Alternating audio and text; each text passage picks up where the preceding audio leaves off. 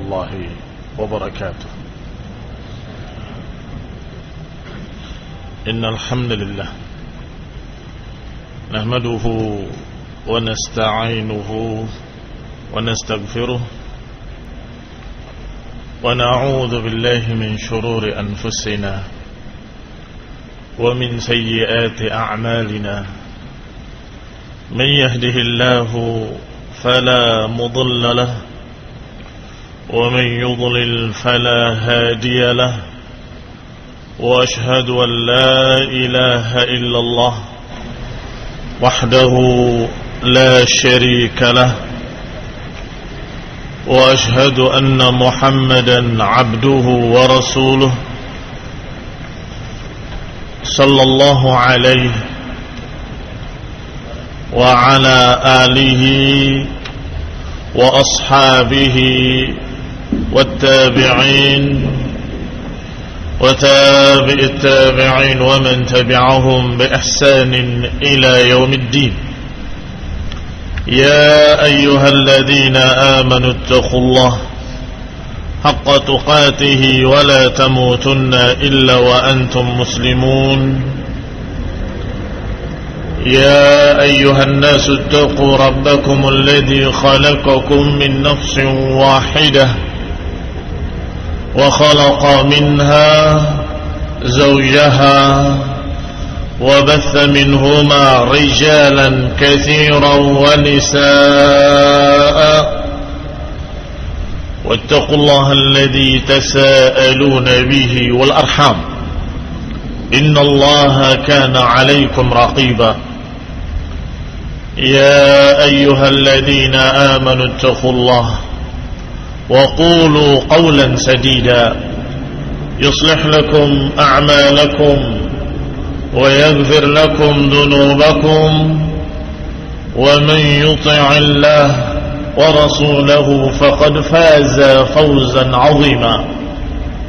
أما بعد فإن خير الحديث كتاب الله وخير الهدي هدي محمد صلى الله عليه وعلى آله وسلم وشر الأمور محدثاتها فإن كل محدثة بدعة وكل بدعة ضلالة وكل ضلالة في النار. Akhwani fid din, a'azakumullah. Kaum muslimin yang saya hormati, khususnya Bapak kita wakil dari Kemenag yang kami hormati, dan juga secara umum para pemerintah kita, penguasa kita yang kami hormati. Alhamdulillah, kita bersyukur pada Allah Subhanahu wa taala atas kenikmatan-kenikmatan yang besar yang Allah berikan kepada kita kaum muslimin, khususnya di Indonesia ini. Allah berikan keamanan dan ketenteraman. Allah berikan keadaan negeri yang Masya Allah penuh rahmat. Dan Allah berikan barakah minas sama'i wal ard, dari langit dan dari bumi. Dan itu sudah tidak bisa diingkari. Mereka yang melihat Indonesia sebagai Zamrud Khatulistiwa, seperti permata hijau. Ini harus disyukuri. Harus kita menyatakan dengan lisan alhamdulillah alladzi bi ni'matihi tatimmu shalihat. Alhamdulillah yang dengan kenikmatannya segala kebaikan menjadi sempurna. Dan juga kita yakini di hati kita bahwa ini dari Allah Subhanahu wa taala. Ini rahmat dari Allah Subhanahu wa taala. La bihaulina wala biquwwatina. Bukan karena kehebatan kita, bukan karena kekuatan kita, bukan karena jasa-jasa kita, tetapi karena Allah Subhanahu wa taala yang memberikan kepada kita barakah.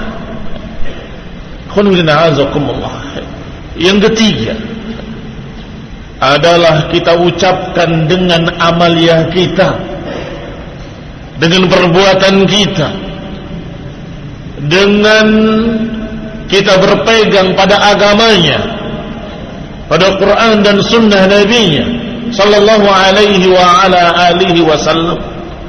Maka syukur kita kepada Allah Subhanahu wa taala di lisan dengan ucapan alhamdulillah alladzi bi ni'matihi tatimmu shalihah. Di hati keyakinan bahwa ini dari Allah, la haula wala quwwata illa billah, enggak ada upaya dan daya kekuatan kita kecuali dengan bantuan Allah. Dan yang ketiga, kita bersyukur pada Allah Subhanahu wa taala dengan pengamalan, dengan perbuatan kita, dengan kita berpegang pada ajaran-ajaran Allah Subhanahu wa taala, berpegang pada ayat-ayat Al-Quran, berpegang dengan sunnah-sunnah Rasulullah sallallahu alaihi wa ala alihi wasallam. Ikhwani fid din, azakumullah. Lebih-lebih lagi ketika kita melihat di negeri-negeri lain, khususnya apa yang akan kita bahas, yaitu problem-problem, konflik-konflik yang terjadi di Timur Tengah, peperangan demi peperangan, pertumpahan darah, maka kita semakin bersyukur di negeri kita masih dalam batas-batas minim, walaupun tetap terjadi teror-teror kecil dari beberapa pihak-pihak yang bodoh tentang Islam, dari beberapa kelompok-kelompok yang tidak mengerti agama Allah, nggak mengerti sunnah, nggak mengerti ajaran Nabi-Nya yang penuh rahmat. Tetapi dibandingkan dengan apa yang terjadi di Suriah, atau di Irak, atau di Yaman, atau di negeri-negeri lain di Timur Tengah, kita sedih melihat fitnah demi fitnah, bencana demi bencana, yang kita mengkhawatirkan jangan sampai konflik tersebut merembet sampai ke Indonesia. Kita khawatir sebagaimana seluruh penduduk negeri ini dan para penguasanya, sebagaimana mereka-mereka yang lebih-lebih lagi bertanggung jawab dalam masalah keamanan, apakah dari kepolisian ataupun dari militer, semuanya khawatir jangan sampai konflik itu kemudian meluas sampai ke negeri-negeri lain, sampai ke negeri kita ini yang kita cintai. Kaum muslimin yang saya hormati, Allah Subhanahu wa taala sudah berfirman, "Walan tarda 'ankal yahud walan nasara hatta tattabi'a millatahum." Sungguh enggak akan ridha Yahudi dan Nasrani kepada kalian kaum muslimin hingga kalian ikut millah mereka. Allah Subhanahu wa taala yang menyatakan lan tarda, enggak akan ridha. Maka jelas makar-makar mereka, rencana-rencana jahat mereka selalu diarahkan kepada kaum muslimin, dan khususnya negeri-negeri yang mayoritasnya kaum muslimin, yang banyak jumlah kaum musliminnya. Mereka bidik, mereka letakkan provokator-provokator, mereka letakkan di sana orang-orang yang membuat panas situasi dan berharap terjadinya konflik berkepanjangan, berharap hancurnya negara muslimin, berharap peperangan yang terjadi di tengah-tengah kaum muslimin, muslimin melawan muslimin. Dan mereka orang-orang kafir tersebut akan bisa memancing di air keruh dan mengambil keuntungan dari konflik yang terjadi. Maka ikhwan fillah a'azakumullah, kaum muslimin yang saya hormati, sudah kita katakan bahwa konflik-konflik yang terjadi, yang pada puncaknya adalah peperangan, pertumpahan darah, kehancuran sebuah negeri, itu dimulai dari perkara-perkara yang dianggap kecil, dianggap remeh. Dimulai dari perkara-perkara yang dianggap oleh mereka ini tidak mengapa. Ternyata itu merupakan percikan api kecil yang semakin lama semakin besar, menjadi kobaran api yang membakar sebuah negeri, bukan sebuah kota atau kampung, membakar sebuah negeri. Na'udzubillahi min dzalik. Dianggap perbedaan biasa. Munculnya pemahaman Syiah Rafidhah di Yaman, digerakkan oleh Houthiyun. Biasa. Itu sudah lama.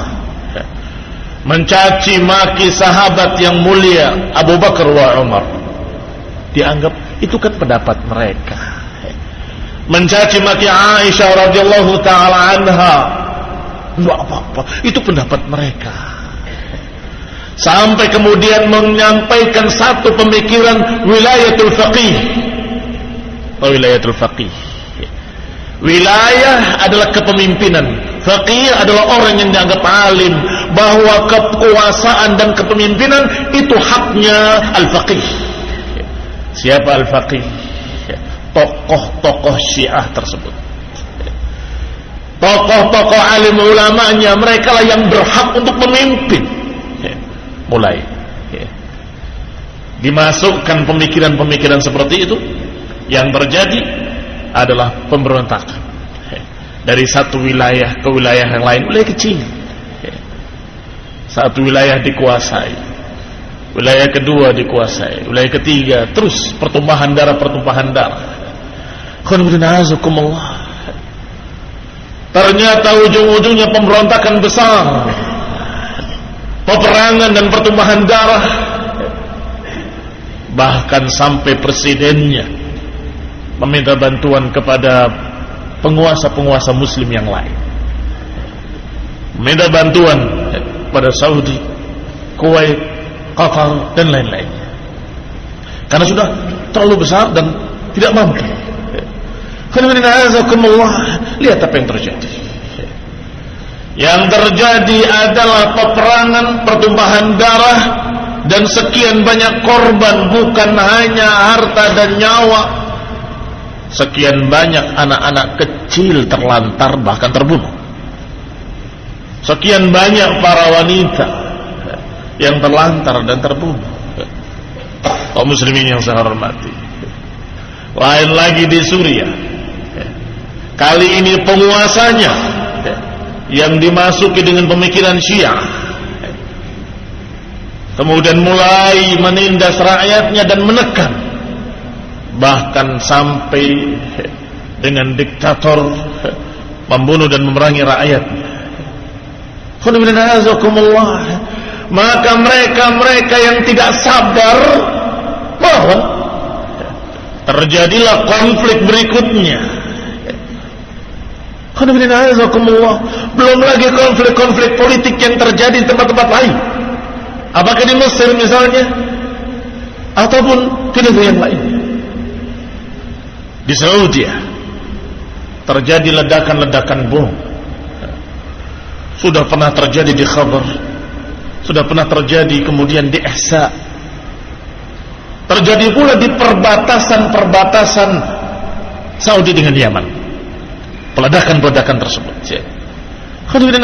Dari siapa? Yang di perbatasan dari pihak Houthiyun, sama orang-orang Syiah yang ada di Yaman. Sedangkan yang di Ihsa dan di Khabar dari tokoh-tokoh Ikhwanul Muslimin, dari tokoh-tokoh Al-Qaeda, tokoh-tokoh teroris dunia. Alhamdulillah, penguasa bersikap tegas, ditangkap mereka dan dihukum dengan hukum mati mereka. Karena mengorbankan nyawa, maka dihukum dengan nyawa.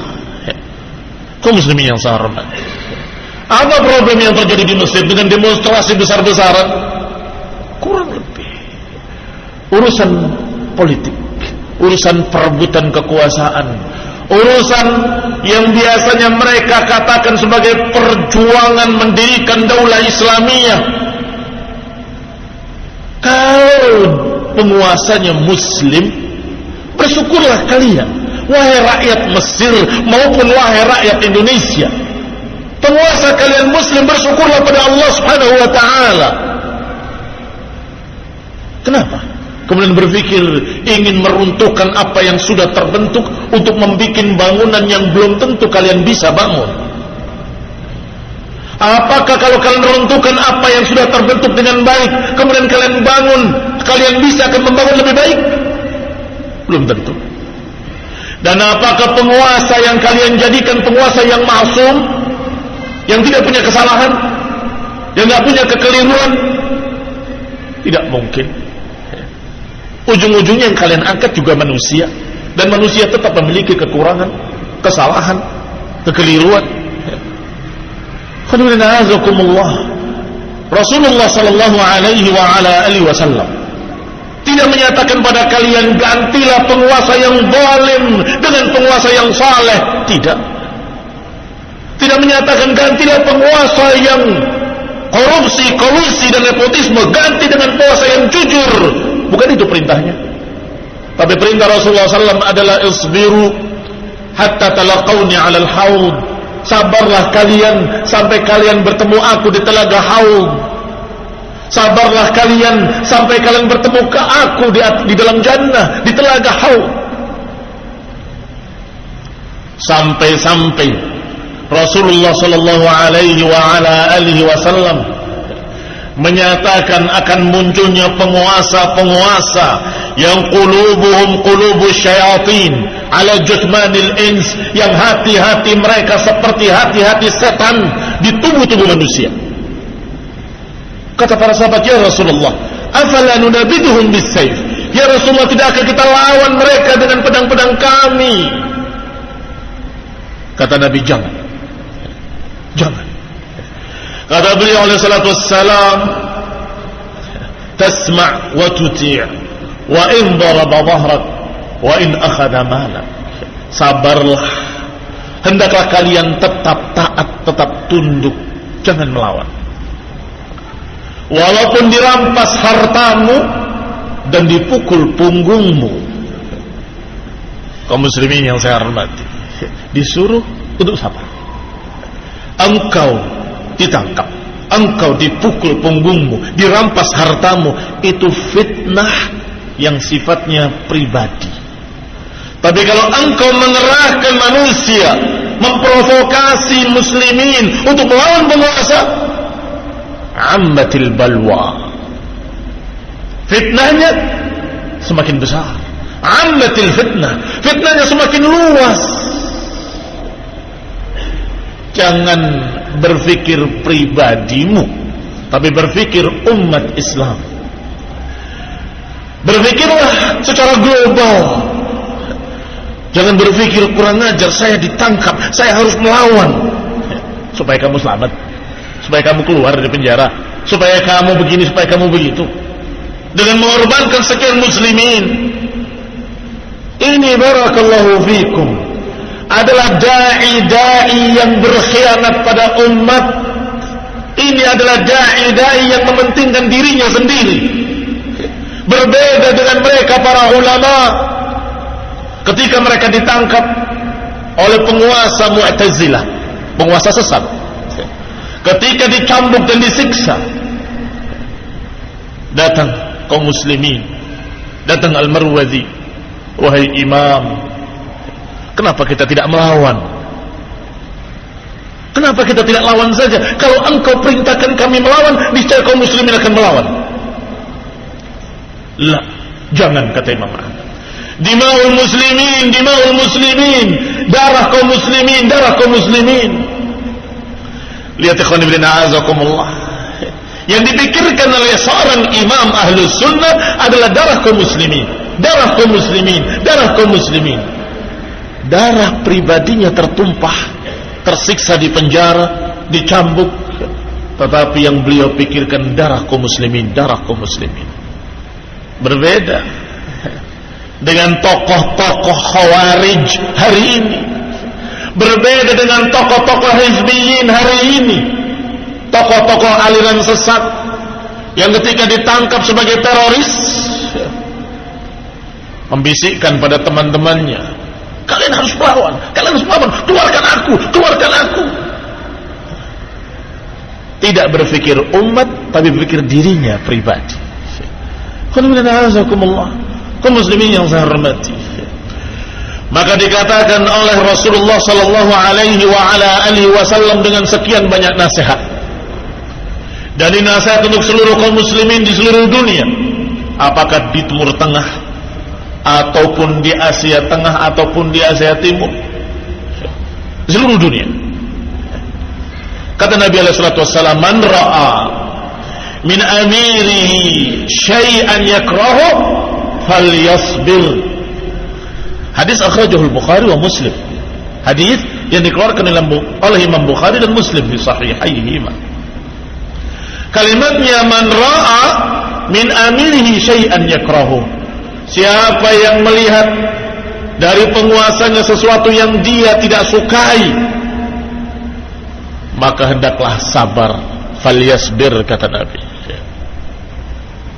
Man ra'a min amirihi syai'an yakrahu falyasbir. Ini perintahnya. Siapa yang melihat penguasanya dalam keadaan kamu tidak suka kepadanya, kepada perbuatannya, pada sikapnya, falyasbir, maka hendaklah bersabar. Hadis yang kedua, Nabi menyatakan, amma ba'd fa innakum satarawna ba'di utratan fasbiru hatta talaqawni. Kata Nabi alaihi salatu wassalam, amma ba'd, sesungguhnya kalian akan melihat setelahku nanti penguasa-penguasa yang zalim, yang curang. Ithratan atau usratan maknanya kecurangan, mengambil hak rakyat, menindas rakyatnya, memperkaya dirinya. Ini zalim, ini ithrah, mementingkan dirinya sendiri. Kata Nabi sallallahu alaihi wasallam, qala innakum satarawna, kalian akan mendapati penguasa-penguasa yang seperti ini. Fasbiru, maka sabarlah kalian hatta talaqawni, sabarlah sampai kalian bertemu aku, kata Nabi. Kaum muslimin itu para pemberani. Kaum muslimin itu bukan pengecut, bukan penakut, tetapi kaum muslimin selalu dibimbing dengan sunnah Rasulullah SAW. Selalu dibimbing dengan ucapan-ucapan Rasulullah sallallahu alaihi wasallam. Jangan dikira mereka para ulama itu pengecut dan penakut. Kenapa enggak melawan penguasa? Bukan pengecut, bukan penakut. Mereka pemberani. Tetapi kalau melawan penguasa muslim, berarti melawan muslimin. Kalau melawan muslimin, berarti kita melanggar ucapan Allah dan Rasulnya. Kalau melanggar ucapan Allah dan Rasulnya, tidak. Para ulama ahlus sunnah tidak menganjurkan, tidak memerintahkan, dan memerintahkan kita untuk sabar sesuai dengan perintah Rasulullah sallallahu alaihi wasallam. Fasbiru hatta talqawni, sabarlah sampai kalian bertemu aku. Hadis yang ketiga, ucapan Anas bin Malik radhiyallahu taala anhu.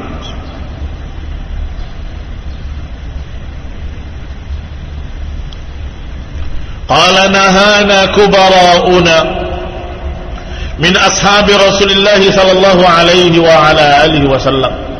Kata Anas bin Malik, telah melarang kami, tokoh-tokoh besar kami. Siapa tokoh-tokoh besar beliau? Kalau beliau sendiri seorang sahabat, tentunya yang dimaksud adalah para sahabat kibar, para sahabat besar. Mereka menyatakan, la tasubbu umara'akum, jangan kalian cerca penguasa-penguasa kalian. Wala taghushuhum, jangan kalian khianati penguasa-penguasa kalian. Wala tubghiduhum, jangan kalian benci pada penguasa-penguasa kalian. Wattaqullah, bertakwalah kepada Allah. Wasbiru, dan sabarlah. Fa innal amra qarib, sesungguhnya perkaranya dekat. urusannya sebentar lagi akan ada jalan keluar. Immastarah atau isturih, bisa jadi dia istirahat atau diistirahatkan. Artinya dia istirahat, dia wafat, meninggal dalam keadaan selamat, agamanya selamat. Atau usturih, diistirahatkan dari penguasa yang durjana, Allah wafatkan, Allah ganti dengan yang lain. Immastarah wa immasturih, sabar, sebentar lagi akan ada jalan keluar. Ikhwani fiddin, a'azakumullah, kaum muslimin yang saya hormati. Nahana kubarauna, kita dilarang oleh pembesar-pembesar kita, ulamanya para ulama, yaitu para sahabat ridwanullah alaihim ajma'in, untuk kalian jangan mencerca penguasa, jangan memusuhi penguasa, jangan mengkhianati penguasa, bertakwalah kepada Allah, sabarlah, sesungguhnya urusannya sebentar lagi selesai. Mereka para teroris, para pemberontak yang melawan muslimin, menghalalkan darah kaum muslimin, adalah orang-orang yang tidak pandai berhitung. Orang-orang yang tidak pandai berhitung, tidak mengerti 1 dengan 1000 itu banyak mana. Tidak paham dia 1 dengan 1.000.000 itu banyak mana, sehingga berpikir dengan sempit. Alhamdulillah, kaum muslim yang saya hormati, sehingga kezaliman penguasa membawa korban 1-2, ketika melawan korbannya 2 juta. Ketika terjadi peperangan sesama muslimin di sebuah negeri, berapa korbannya? Sedikit. Begitu kita dalam keadaan sabar, penguasa yang zalim dengan sayananya merampas harta, menangkap orang dan seterusnya. Tapi berapa kerugiannya? Sekian. Tapi ketika melawan yang katanya dengan people power, dengan kekuatan rakyat, berapa korbannya? Berapa harta yang hilang? Besar mana? Berhitung, biar tahu mana yang lebih besar. Sebagaimana yang kemarin kita singgung tentang apa yang terjadi di Sudan, penguasa yang boleh membunuh sekian muslimin, ratusan bahkan bisa sampai ribuan dalam sekian tahun. Tapi ketika rakyat melawan, korbannya 2 juta orang. Mana yang lebih besar fitnahnya? Fitnah penguasa yang zalim satu fitnah. Tetapi ketika rakyat melawan penguasanya, maka ammatil balwa, ammatil fitnah. Semakin merata fitnah, semakin besar fitnah, semakin menyala api fitnah di seluruh penjuru negeri. Berfikirlah dengan baik, berfikirlah dengan cerdas, pandai-pandailah berhitung. Dima'ul muslimin, darah kaum muslimin, darah kaum muslimin tidak murah. Darah kaum muslimin ini sangat mulia, sangat tinggi.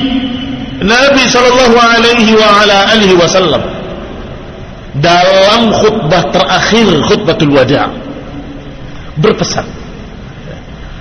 Dan tentunya pesan terakhir itu perkara yang penting-penting, karena ini pertemuan terakhir. Makanya di antara yang dipesankan oleh beliau sallallahu alaihi wasallam, la tarji'u ba'di kuffaran yadribu ba'dukum riqaba ba'd. Jangan kalian menjadi seperti orang-orang kafir terdahulu, sebagian kalian memenggal leher sebagian yang lain. La tarji'u ba'di kuffaran, jangan kalian kembali menjadi seperti kafir-kafir terdahulu. Yadribu ba'dukum riqaba ba'd, sebagian kalian memenggal leher sebagian yang lain. Artinya kalian jangan saling bunuh, wahai kaum muslimin. Jangan seperti orang-orang jahiliyah, ribut sedikit urusan tanah, bunuh, urusan pertandingan kuda, bunuh, dan tidak selesai hanya dengan satu pembunuhan. bayar darah, hutang darah, melawan terus tebus sampai berperang dengan peperangan-peperangan yang tidak henti. Bahkan ada peperangan yang lamanya sampai 100 tahun di masa jahiliyah, yang disebabkan hanya masalah pacuan kuda Da'ish wal Ghabra. Mereka ribut, kemudian saling bunuh dan berperang, dan mereka mewariskan pada anak cucunya, wahai anak cucuku, mereka musuh kalian, mereka memiliki hutang darah atas nenek moyang kalian. Nenek moyang kalian dibunuh, dibantu oleh mereka. Puaskan, lampiaskan dendam nenek moyangmu pada mereka. Itu pesannya, itu wasiatnya. Bagaimana bisa berhenti? Laula, kalau saja bukan karena Allah, kalau saja bukan karena agama, gak akan bisa berhenti. Kata mereka, kata orang-orang Arab ketika itu, mustahil akan bersatunya Aus dan Khazraj abadan, selama-lamanya. Tidak mungkin mereka bisa bersatu. Ternyata Aus masuk Islam, Khazraj masuk Islam,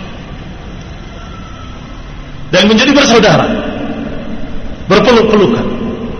Maka semua orang-orang Arab, kawan dan lawan, terheran-heran. Kok bisa? Sudah 100 tahun berperang bisa bersatu mereka. Naam, alhamdulillah. Naam, alhamdulillah, mereka bersatu dengan kalimat Allah. Mereka bersatu dengan kalimat la ilaha illallah Muhammadur Rasulullah. Kaum muslimin yang saya hormati, ini nikmat yang Allah ingatkan dalam ayatnya Al-Quran.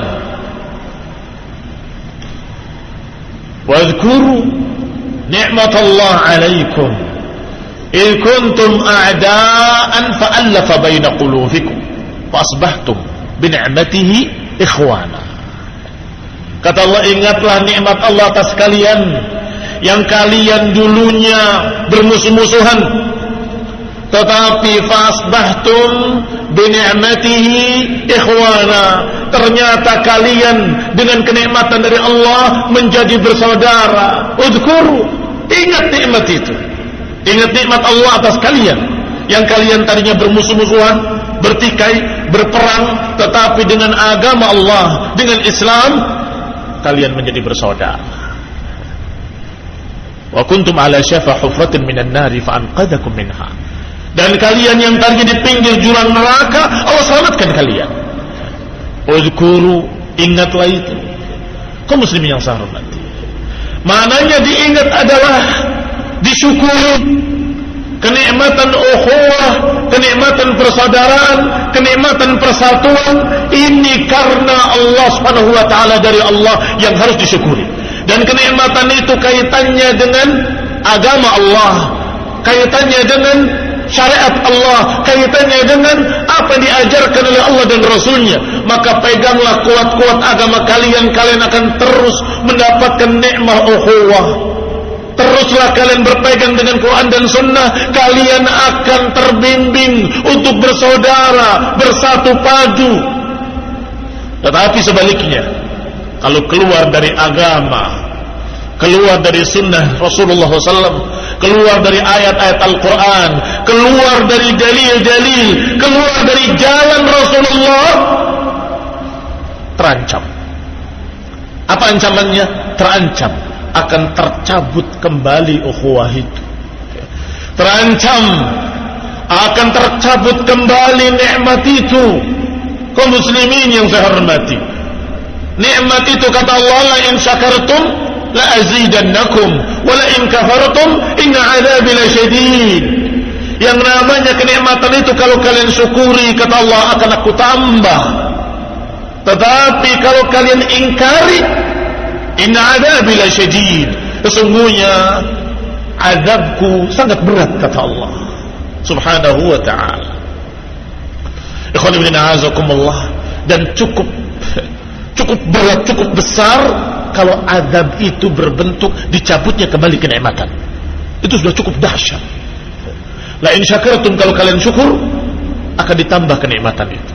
Kalau kalian kufur, tidak mensyukuri nikmat, akan Allah cabut kembali. Itu sudah dahsyat. Apalagi Allah katakan inna adzabi lasyadid, adabku sangat pedih, adzabud dunya wa adzabul akhirah. Apa kata Allah tentang nikmat? Allah Subhanahu wa taala lam yaku mughayyiran ni'matan an'amaha 'ala qaumin hatta yughayyiru ma bi anfusihim. Kata Allah, Allah enggak akan merubah satu kenikmatan yang telah Allah berikan pada satu kaum. Allah enggak akan merubah hatta yughayyiru ma bi anfusihim, hingga mereka sendiri yang menyebabkan berubahnya kenikmatan itu. Artinya, jangan kalian salahkan yang menakdirkan Allah Subhanahu wa taala. Jangan kalian salahkan yang menakdirkan, tetapi bertanyalah mengapa Allah cabut kembali kenikmatan itu. Bertanyalah apa kesalahan kita kok tiba-tiba kita mendapatkan suatu bencana, perpecahan, pertikaian, peperangan, pertumpahan darah. Apa sebab?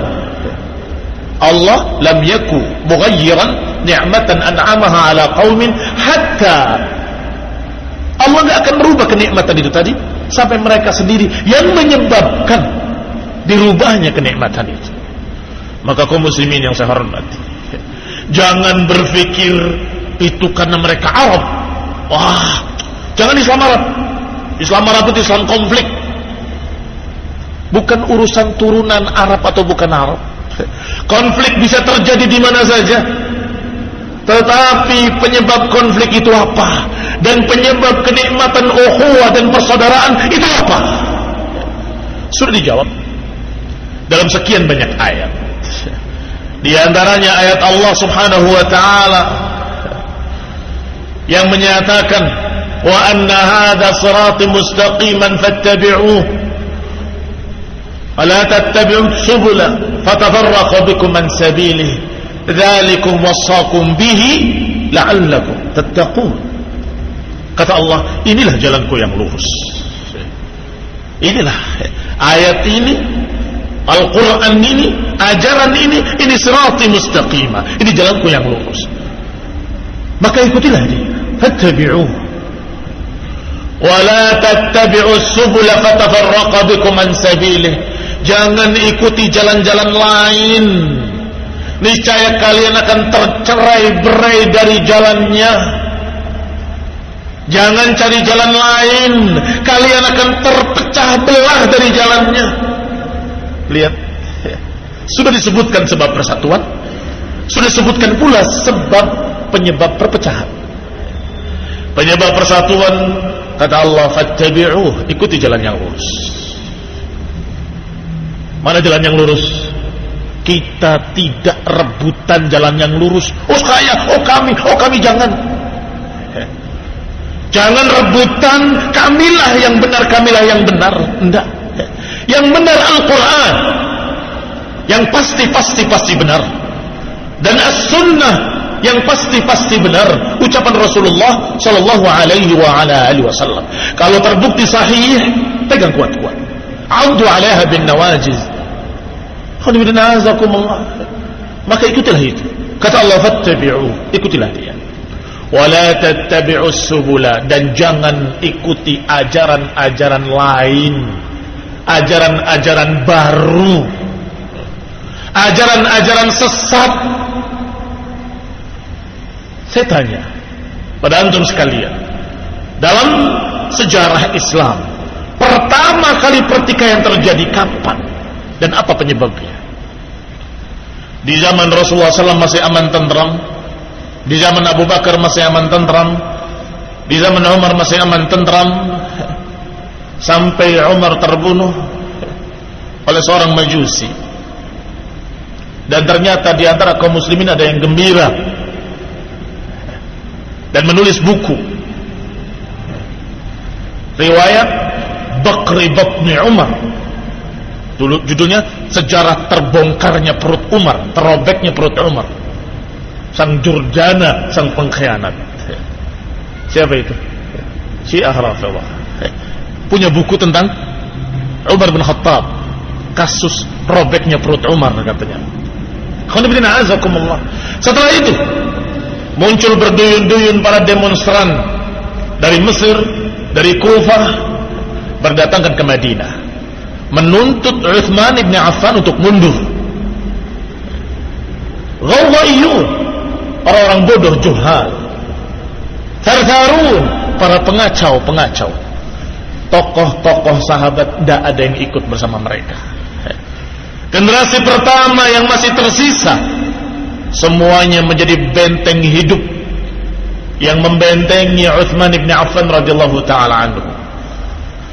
Dan mereka semua membela dengan dirinya atau dengan mengutus anak-anaknya. Kalau sudah terlalu tua biasanya mengutus anak-anaknya. "Hai anak-anakku, berangkat. Lindungi Utsman bin Affan, Amirul Mukminin." Sampai mereka sudah semakin berani, mereka meminta, "Wahai Amirul Mukminin, perintahkan pada kami untuk melawan mereka. Perintahkan pada kami untuk menghalau mereka dengan pedang-pedang kami." Kata Utsman bin Affan, "Jangan. Dima'ul muslimin. Jangan. Darah kaum muslimin. Aku enggak akan mengucapkan satu kalimat yang dengan kalimatku tertumpah darah kaum muslimin. Jangan." Kenapa? Karena beliau radhiyallahu taala anhu melihat yang memberontak ini, para demonstran ini muslimin, salat dan puasa, maka bagaimana mungkin akan diperangi?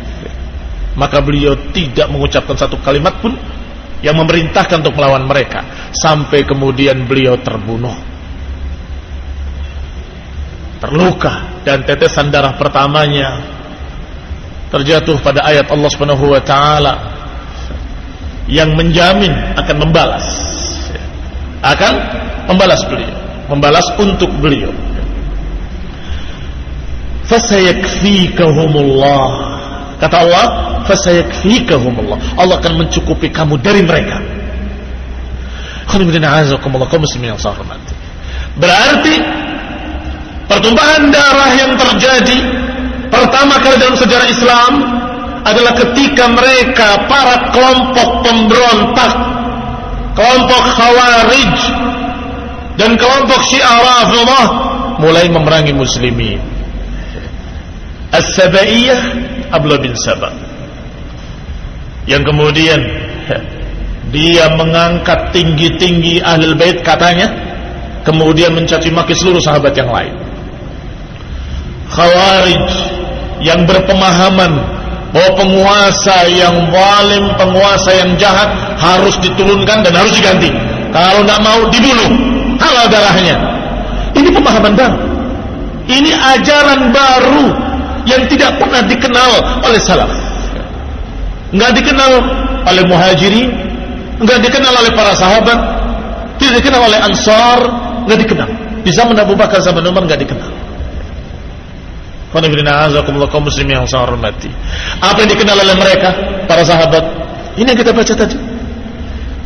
Yang dikenal oleh para sahabat adalah man ra'a min amirihi syai'an falyasbir. Siapa yang melihat pada penguasanya ada sesuatu yang dia tidak sukai, sabarlah. Dan kalian akan melihat penguasa-penguasa yang curang, mementingkan dirinya sendiri, mengkhianati rakyatnya. Kata Nabi, sabarlah sampai kalian bertemu aku. Nanti akan muncul penguasa-penguasa yang hati mereka hati-hati setan dalam tubuh-tubuh manusia. Ya Rasulullah, apakah tidak kita perangi? Jangan, selama mereka masih menegakkan salat. Jangan selama mereka masih menegakkan salat. Penguasa, walaupun kamu anggap dengan ilmu yang kamu punya, wah ini berarti kafir, tapi pengikut-pengikutnya semua kufar. Sebagian besar mereka mengaku dia masih muslim. Artinya pembelanya muslimin, tentaranya muslimin, pelindungnya muslimin, pendukungnya juga muslimin. Yang kalau kalian perangi orang ini, kalian memerangi muslimin. Hati-hati. Apalagi Utsman bin Affan, apalagi ternyata penguasanya adalah Khalifatul Rasyid, khalifah yang lurus, Khulafa' Rasyidin. Salah satunya adalah Utsman bin Affan radhiyallahu taala anhu. Dan jangan berpikir, oh itu kan masa lalu, itu kan kejadian lama, beda dengan zaman sekarang. Iya, memang itu kejadian lama, tetapi bukan berarti sudah tidak ada. Bahkan jelas-jelas dalam bukunya ditulis bahwa pemberontak-pemberontak itu lebih lurus agamanya daripada Utsman sendiri. Ditulis, membela pemberontak, menyalahkan Utsman. Dalam buku Keadilan Sosial dalam Islam, ditulis oleh Sayyid Qutb. Dan itu di masanya, masa terbitnya, saya pernah melihat cetakan yang ke-15. Artinya sudah diulang cetakan itu sekian kali, 15 kali di masyarakat di Indonesia dengan terjemahan. Demikian pula buku Khilafah dan Kerajaan Maududi, mencerca sahabat, membela para pemberontak. Bagaimana? Sudah berapa kali dicetak di negeri ini.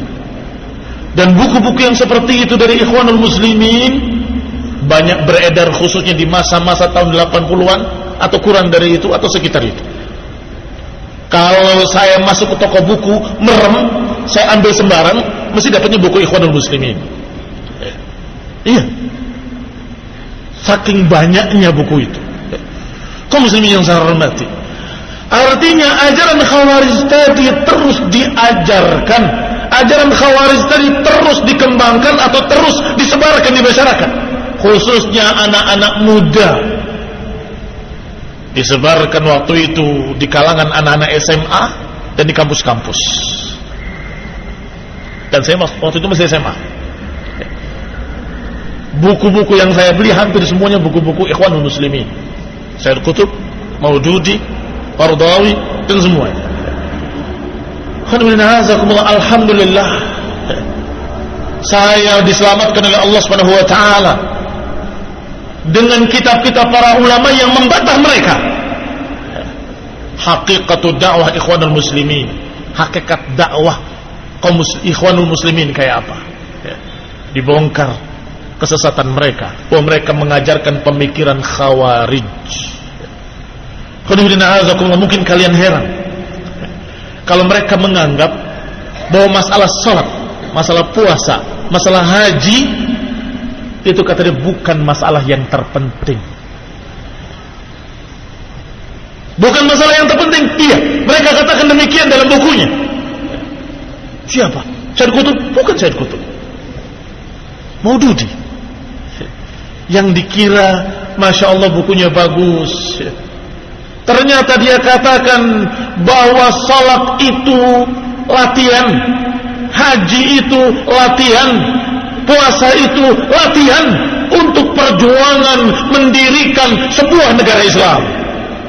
Oh, jadi yang paling penting itu negara Islam. Harusnya rukun Islam itu ditambah satu lagi, jadi 6. Yang pertama adalah mendirikan daulah Islamiyah. Yang lain itu hanya latihan. Salat, latihan ketepatan waktu, latihan baris berbaris, latihan disiplin, latihan. Puasa, latihan untuk berlapar-lapar dalam perjuangan. Haji, latihan untuk bergerak dari satu tempat ke tempat yang lain dalam waktu yang singkat, dalam jumlah banyak, dalam jumlah jutaan manusia. Ini adalah latihan untuk menjadi pejuang-pejuang yang mendirikan daulah Islamiyah, yang meruntuhkan daulah-daulah kufar. Siapa yang dimaksud kafir? Dijawab oleh Sayyid Qutb dalam bukunya Fi Dhilalil Quran. Ra'aitu fi dhilalil Quran, aku lihat di bawah naungan Al-Quran bahwa semua manusia bergelimang kekafiran. Masjid-masjid yang mengumandangkan kalimat la ilaha illallah ternyata isinya para murtadin. Lihat silakan lihat bukunya, silakan buka tafsirnya yang dinamakan tafsir padahal bukan tafsir.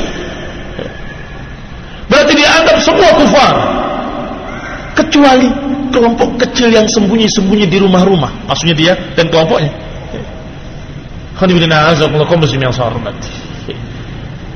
Berarti yang dimaksud tadi kufar adalah semua muslimin kufar yang tidak berjalan di jalan mereka.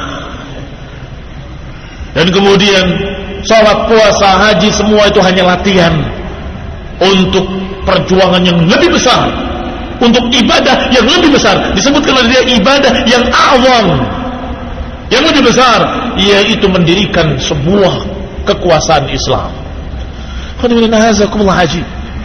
Maka hati-hati, jangan tertipu. ketika situsnya Aman Abdurrahman, tokoh Khawarij di Indonesia ini, bahkan tokoh ilmiahnya yang ngasih dalil, yang ngasih hujjah, yang ngasih syubhat-syubhat, itu Aman Abdurrahman. Di situ sih dia gambarkan dan dia nukilkan video-video ISIS, dan di antara video-video itu selalu menggambarkan peperangan lawan murtadin. Wa haula'il murtadin, mereka para murtadin dibantai, kita bunuh, kita penggal leher mereka, kita tembak kepala mereka. Siapa murtadin? Hati-hati, jangan kemudian terbawa mereka perjuangan melawan kufar. Bukan. Yang dimaksud murtadin adalah mereka muslimin, orang-orang awam yang dianggap ini, yang dianggap itu, dianggap murtad. Bahkan kelompok mereka sendiri yang datang dari Indonesia, ketika melihat kejanggalan-kejanggalan tersebut, dia ingin memisahkan diri. Tapi sayang sekali, ketahuan dan dikejar, dan kemudian dihukum mati. Kasihan, kasihan. Bukan dibunuh oleh kufar, tapi dibunuh oleh temannya sendiri, oleh kelompoknya sendiri, karena dianggap akan memisahkan diri. Siapa yang memisahkan diri, siapa yang meninggalkan mereka, dianggap kafir, halal darahnya. Ini khonibina hazakumullah. Bahkan beberapa gambar-gambarnya yang dipetik oleh mereka, terucap kalimatnya asyhadu an la ilaha illallah sebelum dihukum mati. Terucap kalimat yang sangat jelas, asyhadu an la ilaha illallah, asyhadu Muhammad Rasulullah, ana muslim, aku muslim, aku muslim. Tetap ditembak kepalanya oleh dia, oleh mereka. Apakah ini yang dikatakan sebagai perjuangan yang lebih tinggi daripada sholat dan puasa dan haji? Alhamdulillah, mereka membikin onar, membikin berbagai macam kekacauan di sana. Mudah-mudahan mereka tidak akan pernah berhasil masuk ke Indonesia. Alhamdulillah, kaum muslimin yang saya hormati. Di sini beberapa kejadian wallahi menggelikan. Yang di Cirebon, di tempat saya sendiri, Masjid Mapolres, dia sholat Jumat bawa bom. Kira-kira adakah orang muslim yang menganggap bahwa itu perjuangan Islam? Insya Allah semua muslimin akan berkata itu perjuangan syaitan, perjuangan iblis, perjuangan orang-orang kafir. Karena yang dirusak sholat Jumat, yang dirusak masjid Allah, yang dirusak kaum muslimin. Astagfirullah, astagfirullah. Dan mana yang menggelikan? Nggak ada yang mati kecuali dia sendiri. Nggak ada yang mati kecuali dia sendiri. Atau beberapa orang mati di Tamrin. Siapa yang terbanyak? Mereka ya mati sendiri. Ini betul-betul membuat sebuah pertanyaan besar. Ini ajaran apa? Dan siapa dalangnya? Jangan-jangan dalangnya orang kafir. Karena nggak ada menguntungkan muslimin dari segi apapun. Apakah menguntungkan muslimin? La wallah, tidak, demi Allah, tidak menguntungkan dari sisi apapun. Yang korbannya muslimin, yang takutnya muslimin, yang gelisah muslimin, yang terteror muslimin, yang dicurigai akhirnya muslimin. Oh, bikin pengajian, haji apa ini? Siapa ini? Kenapa ini? Dari mana asalnya? Khawatir. Apa bukan rugi itu? Rugi gara-gara mereka. Enggak ada keuntungan untuk Islam sedikit pun. Alhamdulillah, cepat ditangani oleh pemerintah kita, oleh kepolisian kita. Alhamdulillah. Mudah-mudahan tidak akan ada yang lebih besar dari itu, atau enggak akan lagi terjadi terulang yang seperti itu. Apa yang mereka lakukan katanya supaya tahu bahwa ISIS masih eksis, supaya tahu bahwa ISIS masih eksis. Astagfirullah. Ternyata ujung-ujungnya hanya selfie, ingin menunjukkan siapa saya. Siapa diri saya? Nih lihat, hebat kan? Yang saya hormati. Mereka adalah orang-orang yang membuat kekacauan di tengah kaum muslimin. Dan mereka adalah orang-orang yang mencoreng gambaran indah umat Islam. Mereka adalah yang mencoreng gambaran indah ajaran Islam. Islam itu indah. Islam itu rahmah. Islam itu kasih sayang. Islam itu lembut. Islam itu penyayang. Tapi gambaran itu mulai berkurang. Karena apa? Karena munculnya kelompok-kelompok Khawarij. Karena munculnya kelompok-kelompok sejenis ISIS, Jamaah Islamiyah, Islam Jamaah, atau yang sejenisnya. Akhirnya dikira Islam itu seperti itu. Maka mulai mereka bikin karikatur. Nabi Muhammad bawa bom. Tapi kufar dari dulu memusuhi Islam. Bukan baru sekarang, dari dulu memusuhi Islam. Yang saya tanya, kenapa dia membuat karikatur seperti itu? Bukankah karena gambaran yang mereka lihat dari teroris? Bukankah karena gambaran yang mereka lihat dari gerakan-gerakan sejenis ISIS, mereka dan sejenisnya? Iya kan? Dari situ. Artinya kalian ikut andil untuk mencoreng gambaran agama Allah. Sehingga barakallahu fikum, perlu diketahui, aliran yang paling jelek digambarkan dalam sunnah, dalam hadis, adalah aliran Khawarij. Silakan lihat. Rasulullah SAW sebutkan tentang masalah Khawarij, betapa jeleknya mereka. Digambarkan oleh Rasulullah SAW pertama, yakhrujun, mereka keluar dari Islam kama yakhrujus sahmu minar ramiyah. Mereka keluar dari agama seperti keluarnya anak panah dari buruannya. Itu sudah serem sekali. Sehingga para ulama, sebagian mereka menganggap kafir Khawarij. Karena dikatakan yakhrujuna minal Islam kama yakhrujus sahmu minar ramiyah.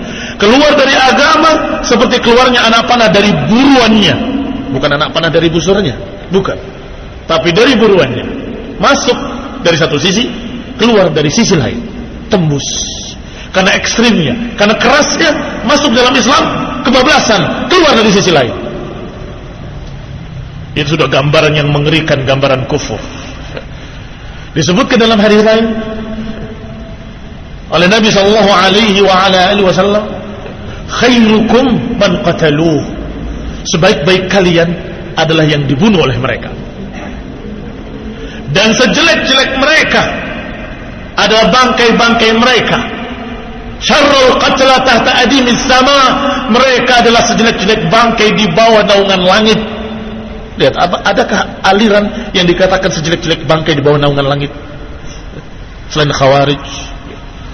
Abu Umamah Al-Bahili dituntun oleh Abu Ghalib rahimahullah memasuki Masjid Damaskus. Dalam keadaan di sana ada kepala-kepala Khawarij. Dia melihat kepala-kepala tersebut, meneteskan air mata, dan masuk salat 2 rakaat. Setelah salat, beliau kembali keluar melihat kepala-kepala Khawarij dalam keadaan air mata beliau mengalir. Maka Abu Ghalib bertanya, "Ya Aba Umamah, mengapa engkau menangis? Engkau tidak lihat? Amatara, engkau tidak lihat kepala-kepala ini? Syarrul qatla tahta adimis sama. Ini sejelek-jelek bangkai di bawah naungan langit. Kilabun nar, anjing-anjing neraka, anjing-anjing neraka." Abu Umamah heran karena beliau menangis. Ternyata ketika ditanya malah mencela. Dikirakan kasihan muslimin. Ternyata beliau malah mencercanya. Ini adalah sejelek-jelek bangkai di bawah naungan langit. Kata Abu Ghalib, "Tetapi mengapa engkau menangis?" Aku menangis karena bukankah mereka tadinya muslimin? Bukankah mereka tadinya orang-orang yang berada dalam agama Islam, dalam ajaran Islam? Kaifa fa'ala bihimus syaitan. Bagaimana syaitan memperlakukan mereka sampai menjadi seperti ini.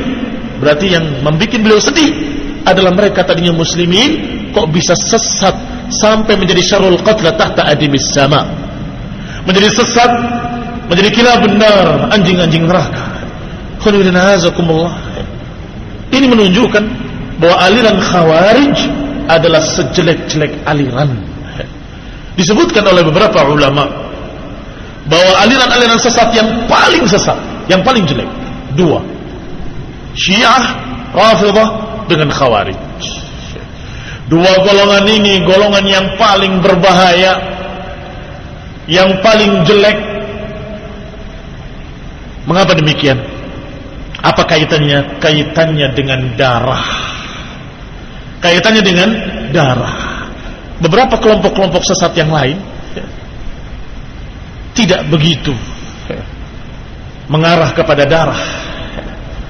Tetapi yang paling berpotensi untuk menumpahkan darah, membuat peperangan-peperangan adalah Syiah, Rafidhah dengan Khawarij.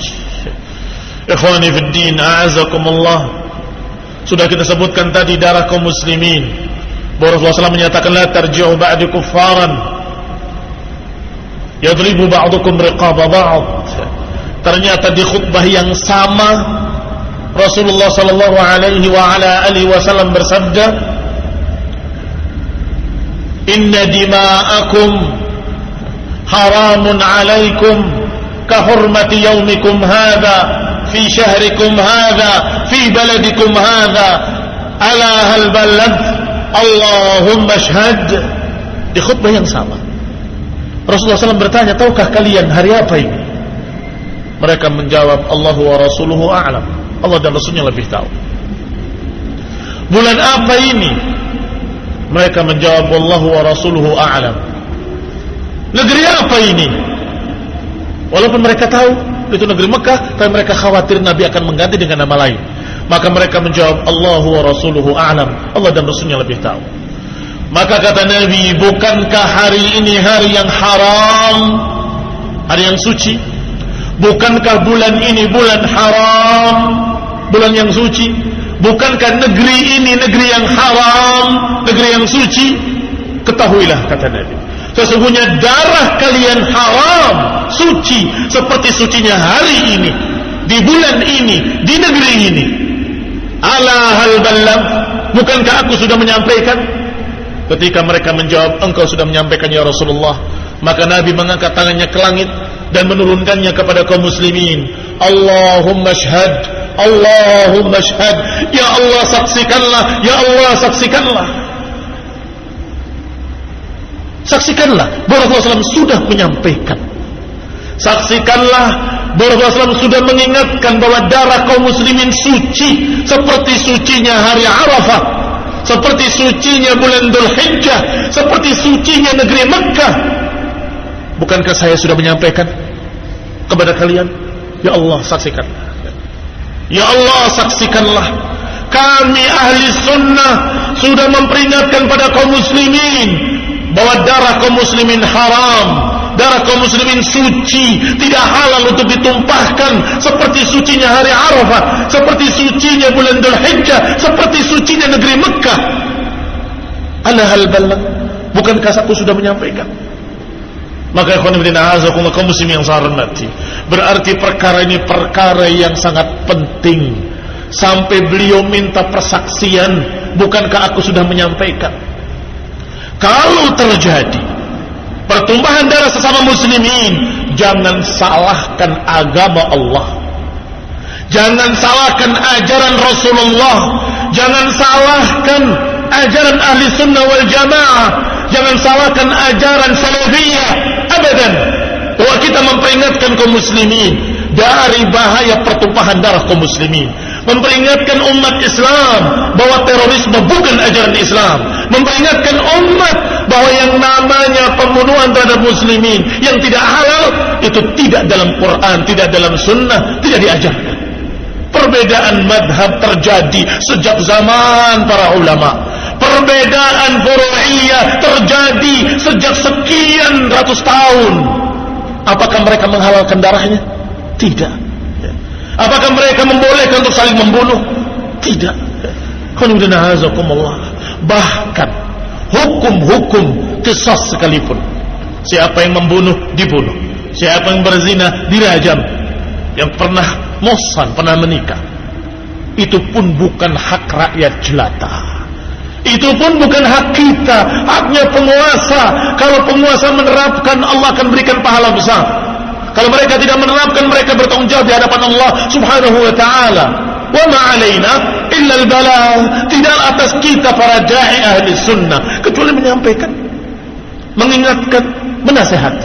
Maka ad-dinun nasihah, ad-dinun nasihah, ad-dinun nasihah, yang namanya agama ini nasihat, bukan pemaksaan.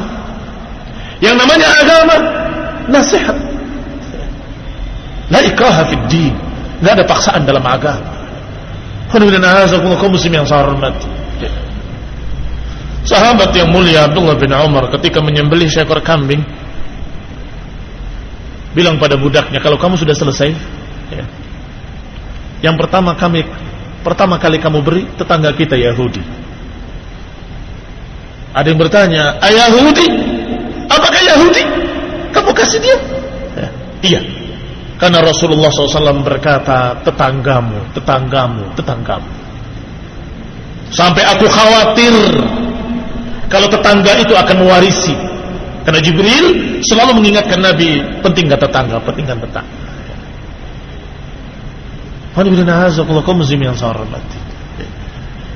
Orang-orang kafir memiliki sekian keadaan yang sebagian besar adalah orang-orang yang justru kita tunjukkan keindahan Islam pada mereka. Semoga mereka memasuk Islam. Masya Allah, saya barusan mendengar ucapan Kapolri, hendaklah kita tunjukkan kebijakan hikmah Islam agar orang-orang di luar Islam akan tertarik dengan agama ini, bukan sebaliknya. Kafir dhimmi tidak boleh dibunuh. Kafir yang terikat janji tidak boleh dibunuh. Kafir tamu tidak boleh dibunuh. Kafir yang tidak mengganggu tidak boleh dibunuh. Allah katakan, la yanhakumullah 'anil ladzina lam yuqatilukum fid din.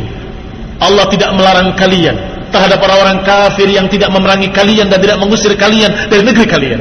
Antabarruhum wa tuqsitu ilaihim. Allah tidak melarang untuk kalian berbuat baik pada mereka dan berbuat bijak, adil pada mereka. Antabarruhum wa tuqsitu ilaihim. Ayat ini dibuang kemana oleh para teroris itu? Ayat ini dibuang kemana oleh mereka Khawarij, pemberontak, pengacau. Ayat ini dibuang kemana? Maksud kami bukan membunuh muslimin, kami rencananya akan membunuh orang-orang asing yang ada di sana. Kalaupun orang asing kafir boleh dibunuh.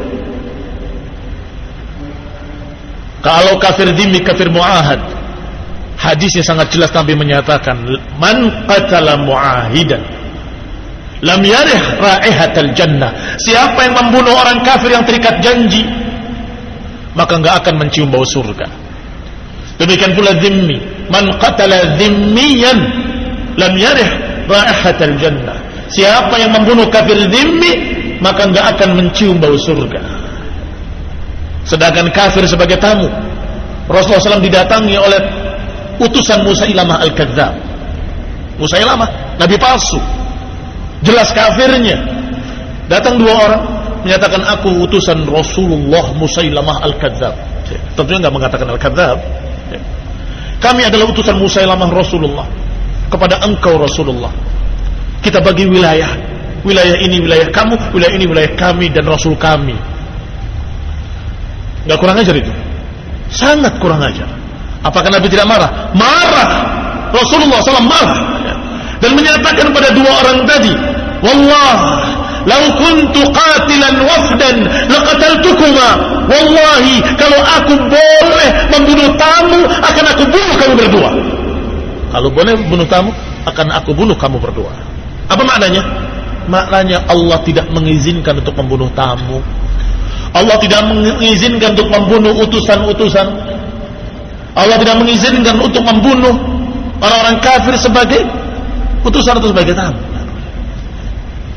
Ya takhoni bidinazakumullah. Agama Islam itu indah, tapi dirusak oleh Khawarij. Agama Islam ini indah, tapi dirusak oleh haula terfarun, para pengacau, orang-orang juhal, orang-orang bodoh yang Nabi menjuluki mereka sufahaul ahlam, hudatsaul asnan. Kata Nabi SAW bahwa mereka itu muda-muda umurnya dan dangkal-dangkal pikirannya, bodoh, kekanak-kanakan, dangkal pikirannya, nggak ngerti agama. Itu mereka. Ikhwani fiddin, a'azakumullah, kaum muslimin yang saya hormati. Maka ditulis pula oleh Syekh Abdullah bin Salfiq Al-Dhafiri, hafadhahullah, ulama kita yang masih hidup sekarang ini, melihat konflik-konflik yang terjadi di Timur Tengah dan sekitarnya, bahkan seluruh dunia, maka beliau menulis risalah. Risalah itu dikasih judul oleh beliau Surat untuk Masyarakat Muslimin, atau surat untuk negeri-negeri dan bangsa-bangsa muslimin dimanapun mereka berada, Syu'ub al-Islamiyah. Kata beliau hafizahullah, bahwasanya apa yang terjadi di tengah umat Islam ini, dari perpecahan, pertikaian sampai peperangan sesama mereka, semuanya disebabkan karena mereka tidak mengindahkan wasiat Rasulullah SAW. Usikum bitaqwallah was-sam'i wat-ta'ah wa in ta'ammara 'alaikum 'abdun habasyi. Ini wasiat, masih kata beliau, wasiat yang menjaga darah kaum muslimin, wasiat yang menjaga persatuan kaum muslimin, wasiat yang menjaga negeri-negeri kaum muslimin, wasiat yang akan menjaga agama dan dunia kaum muslimin. Apa wasiatnya? Pertama, usikum bitaqwallah. Aku wasiatkan kalian untuk bertakwa pada Allah Subhanahu wa ta'ala. Tentunya makna bertakwa adalah mengamalkan perintah-perintahnya, menjauhi larangan-larangannya, menerapkan Al-Quran dan Sunnah karena Allah, untuk Allah Subhanahu wa ta'ala. Yang kedua, kata Nabi SAW, was-sam'i wat-ta'ah. Hendaklah kalian tunduk dan taat pada penguasa kalian. Wa in ta'ammara 'alaikum 'abdun habasyi, walaupun yang memimpin kalian adalah bekas budak dari Ethiopia. Saya katakan bekas budak karena budak gak mungkin jadi pemimpin, karena masih dimiliki oleh orang lain. Artinya dari turunan budak, turunan rendah, dari Ethiopia, dari golongan turunan hitam. Bahkan dalam riwayat Mujadda, terpotong hidungnya, cacat, tetap dengar dan taat. Ini wasiat kedua. Wasiat pertama, kalau dilanggar apa jadinya? Kesesatan. Kalau sesat menyimpang apa jadinya? Ya tadi, perpecahan juga. Kata Abu Qilabah, mabtada'a qaumun bid'atan illa istahallus sayf. Tidaklah satu kaum mengada-adakan satu ajaran baru, ajaran sesat, kecuali mesti ujung-ujungnya akan menghunuskan pedang.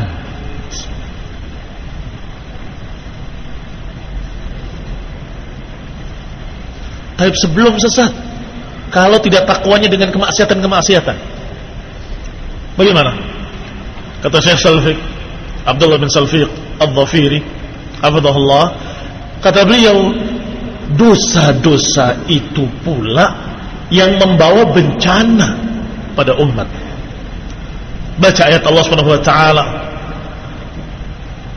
wa ma asabakum min musibatin fabima kasabat aydikum wa ya'fu an katsir. Musibah-musibah yang menimpa kalian itu karena sebab perbuatan-perbuatan kalian, dan Allah sudah memaafkan yang sekian banyaknya. Artinya adab yang turun karena dosa-dosa kalian. Sama dengan ayat lain, zaharal fasadu fil barri wal bahr bima kasabat aydin nas. Telah muncul kerusakan di daratan dan di lautan. Karena apa? Bima kasabat aydin nas, karena perlakuan tangan-tangan manusia. Karena dosa-dosa. Berarti dengan dosa-dosa akan turun azab, turun bencana, dan bisa jadi bencananya dalam bentuk fitnah, dalam bentuk peperangan saudara, muslimin melawan muslimin, itu azab. Berarti wasiat pertama, wasiat yang menjaga darah kaum muslimin, menjaga persatuan kaum muslimin, menjaga sebuah bangsa kaum muslimin, yaitu bertakwa pada Allah Subhanahu wa ta'ala haqqa tuqatih, dengan sebenar-benarnya takwa. Yang kedua, was-sam'i wat-tha'ah, dengar dan taat pada penguasa kalian. Wa in ta'ammara 'alaikum 'abdun habashi, walaupun yang memimpin kalian adalah budak dari Habasyah. Artinya jangan kalian menentang, jangan kalian memberontak, jangan kalian melawan.